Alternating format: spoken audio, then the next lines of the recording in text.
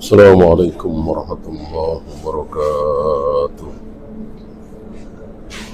إن الحمد لله نحمده ونستعينه ونستغفره ونعوذ بالله من شرور أنفسنا ومن سيئات أعمالنا.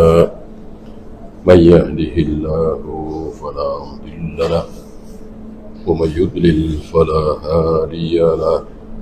أشهد أن لا إله إلا الله وحده لا شريك له وأشهد أن محمدا عبده ورسوله.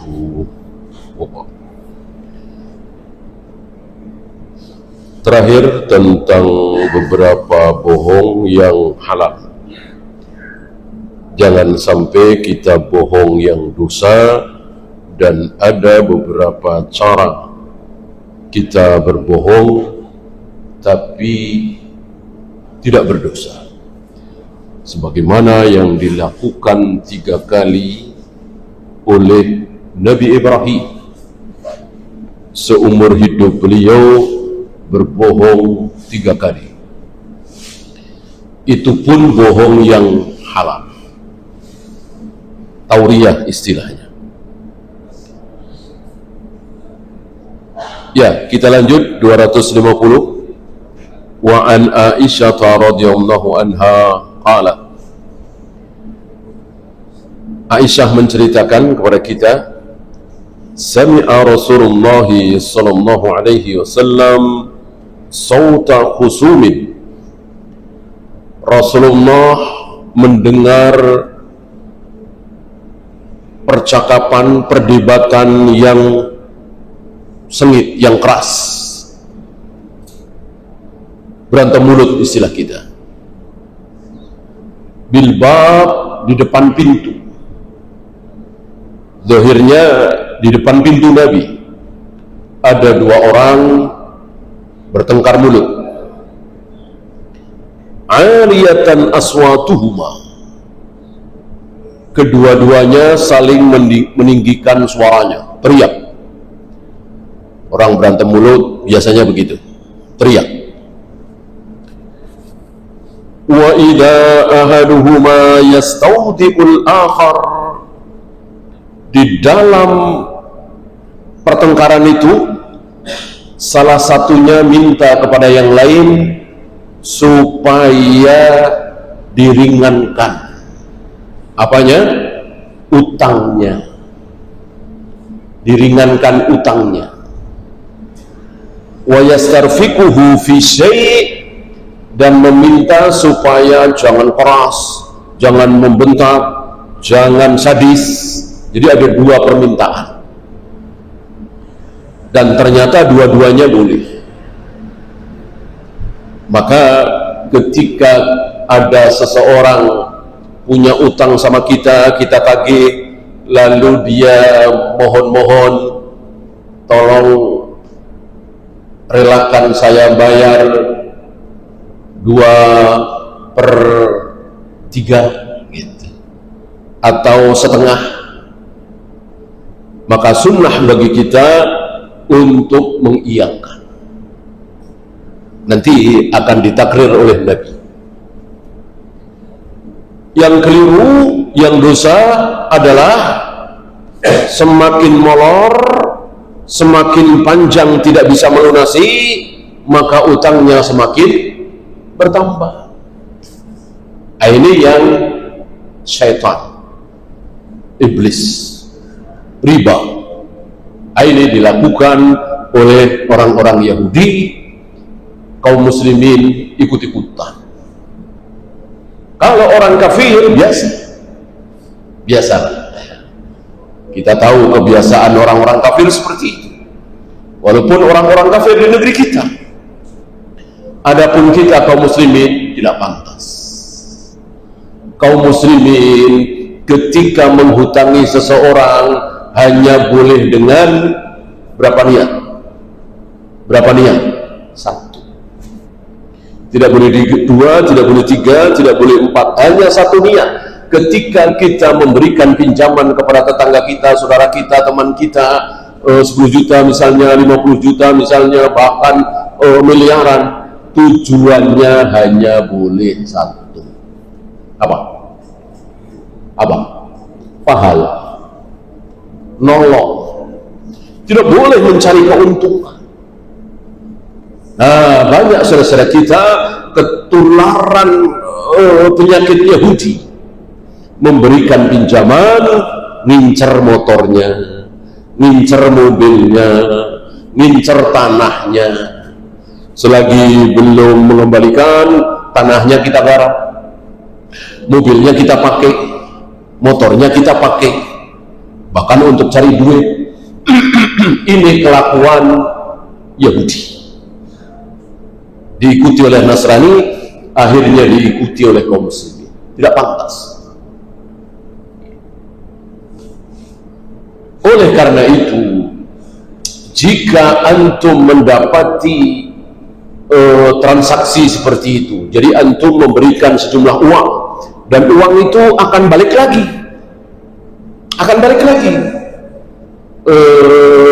dengan jumlah yang sama, tapi kok antum dapat keuntungan, maka itu ainuri, apapun keuntungannya, mau uang, mau emas, mau mobil, mau motor, mau fasilitas, ya, selagi saya belum bisa memulangkan uang Bapak, silahkan Bapak bebas nginep di hotel saya misalnya. Boleh apa tidak? Tidak boleh, itu riba, ainur riba, inti riba itu di situ. Ya, hari ini kan banyak kan transaksi seperti itu.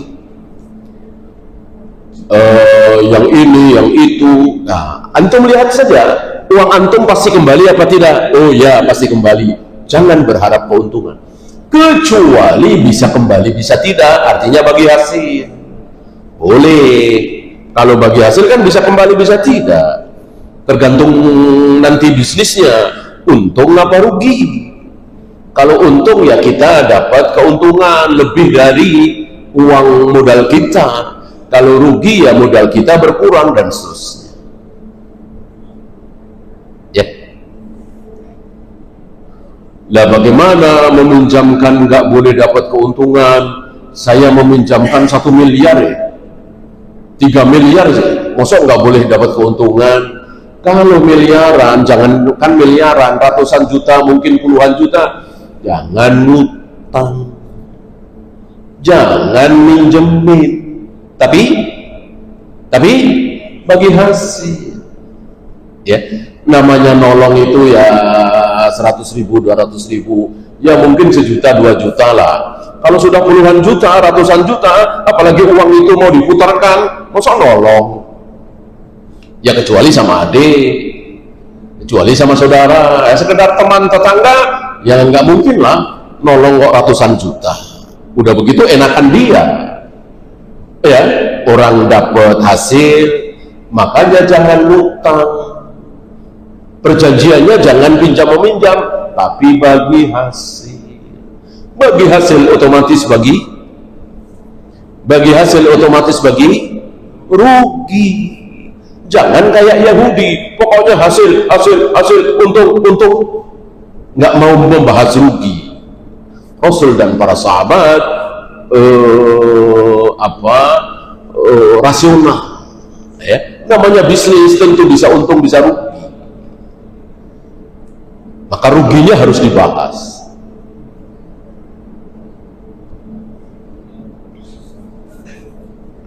Bahwa yaqul, mendengar yang utang mengatakan, aku minta dikurangi, aku minta engkau jangan menekan aku, caci maki segala macam. Temannya bersumpah, wallahi la af'al, demi Allah aku nggak mau, aku nggak akan lakukan itu, nggak akan mengurangi, nggak akan lembut lagi. Kan biasanya orang yang punya piutang kan tinggi suaranya, ya. Nabi pernah diperlakukan seperti itu ketika Nabi ngutang dengan orang Badui, lalu para sahabat nggak terima, mau didorong ini orang Baduinya, kata Nabi, biarkan. Inna likulli dhi haqqin maqalah. Karena orang yang punya hak, dia berhak ngomong. Gitu. Demi Allah, tidak akan aku lakukan. Nggak mau. Fakharaja alaihima Rasulullah sallallahu alaihi wasallam faqala. Mendengar sumpah tadi, Nabi keluar. Dan Nabi bertanya, Ainal muta'alli 'ala Allah la yaf'alul ma'ruf? Siapa tadi yang bersumpah untuk tidak mau melakukan kebaikan? Kan baik tadi. Bersikap lembut, tidak suara tinggi, kemudian mengurangi utangnya, piutangnya, syukur-syukur membebaskan. Ini kan baik. Tidak mau, bahkan dengan sumpah. Siapa tadi yang bersumpah tidak mau melakukan kebaikan? Dijawab, ana ya Rasulullah, aku ya Rasul, aku yang bersumpah seperti itu. Falahu ayyu dzalika ahabba. Maka Nabi perintahkan kepada orang tadi untuk membatalkan sumpahnya dengan memilih satu di antara dua. Akan dikurangi atau tidak memaksa. Awas, 2 minggu lagi ya, awas 10 hari lagi ya. Karena orang yang punya piutang sunnah satu dan sudah jatuh tempo ya. Misalnya kita punya piutang, fulan punya utang sama kita 10 juta misalnya, sudah jatuh tempo tanggal 10 Syawal misalnya, nah, sudah jatuh, maka dan belum dilunasi, belum dibayar, maka ada 3 sunnah. Yang pertama dimundurkan. Ya udah, kalau sekarang nggak bisa, bolehlah sebulan lagi atau 2 bulan lagi.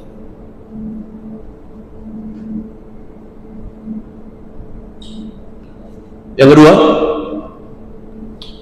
dikurangi. Ya sudah, kalau tidak bisa bayar 10%, ya 100%, 75% lah, atau 50% lah, dikurangi. Yang terakhir apa? Dibebaskan. Ini sunnahnya orang yang punya piutang. Jangan seperti orang-orang kafir, diawali oleh para Yahudi, malah jadi naik, malah jadi naik, malah jadi naik. Dan itu terjadi dari dulu, dari sebelum Rasulullah lahir. Yahudi itu luar biasa, kasabnya riba. Maka perempuan yang mengundang Nabi makan di rumahnya termasuk dia rentenir.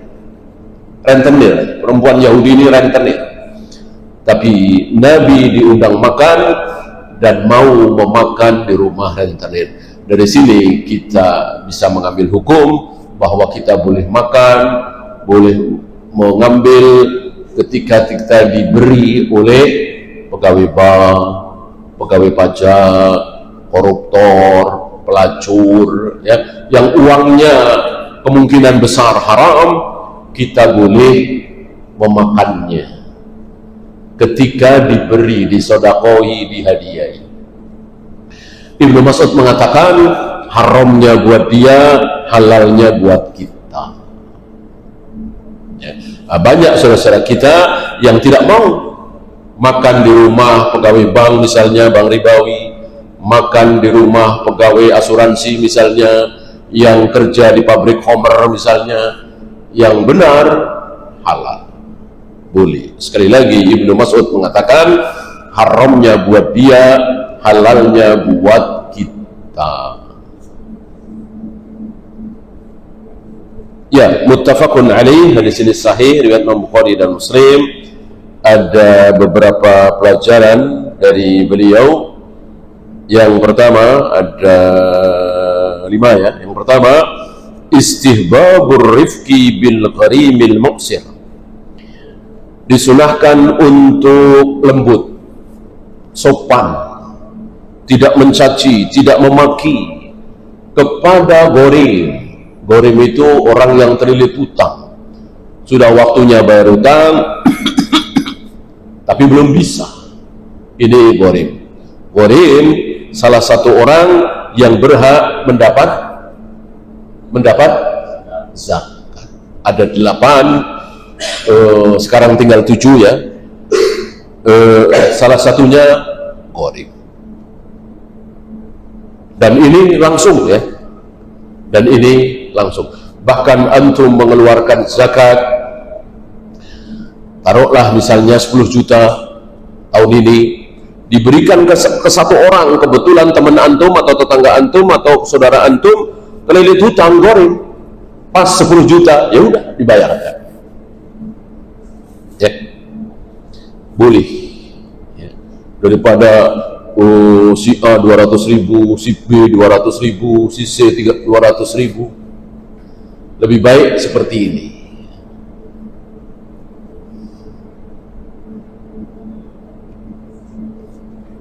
Bahkan misalnya ada seorang fakir atau miskin, tapi dia pinter jualan, pinter usaha, nggak ada modal, antum kasih itu. Mungkin zakat antum 10 juta atau 15 juta, langsung dia jualan bakso misalnya, soto misalnya, tahun depan sudah nggak fakir lagi, sudah nggak miskin lagi, malah mengeluarkan zakat.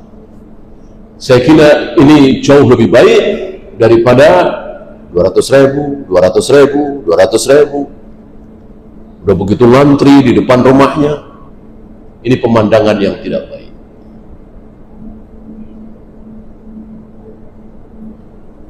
La yajuzul halafu ala tarkil khair. Tidak boleh bersumpah untuk melakukan keburukan. Bersumpah itu mestinya untuk melakukan kebaikan. Misal panitia rapat, berhubung hampir 5 tahun nggak ada perkembangan dana pembangunan masjid ini, maka kita bubarkan panitia ini. Tiba-tiba antum salah satu yang ada di situ, antum bersumpah, demi Allah jangan batalkan rencana ini, ya, demi Allah saya siap 100 juta misalnya. Antum bersumpah seperti ini, nggak lihat-lihat dompet, nggak lihat-lihat saldo, ya kan? Karena saking inginnya antum pembangunan masjid itu selesai. Ya, ini seperti Anas bin Nadhr, sahabat Nabi, bersumpah seperti dikabulkan oleh Allah. Istilahnya ibrarul muqsid. Ya. Nah, banyak seperti itu. Ya. Orang berangkat dari niat yang bismillah, bertekad baik, lalu bersumpah dan Allah berikan jalan. Karena saking sikohnya kepada Allah, saking berimannya kepada Allah, gitu ya. Ya mungkin jual ini, jual itu, ya, karena sudah bersumpah, gitu.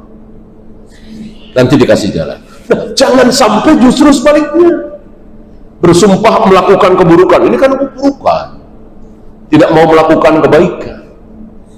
Mungkin kita sering alami ya, karena saking emosinya, karena saking zolimnya ini adik kita di rumah, adik kita, adik kandung, tapi zolim sekali sama ibu, sama keluarga. Akhirnya kita bersumpah, demi Allah, mulai sekarang aku tidak mau menginjak rumahmu ini, misalnya, ya.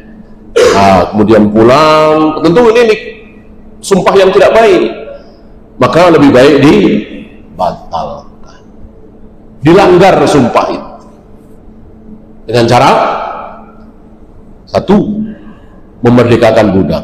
Nah, sekarang nggak ada kan. Yang kedua, pilihan kedua, atau boleh ini pilih, memberi makan 10 fakir miskin. Makanan boleh, pakaian boleh. Makan itu sekali, pakaian itu satu, baju saja boleh, celana saja boleh, atau sarung. Ya. Kalau itu tidak sanggup, maka puasa 3 hari berturut-turut. Ini kifarat denda melanggar sumpah atau nazar. Sumpah dan nazar yang buruk lebih baik dibatalkan. Tapi karena sudah terlanjur nazar, sudah terlanjur sumpah, bayar kifarat. 1 di antara 3 tadi.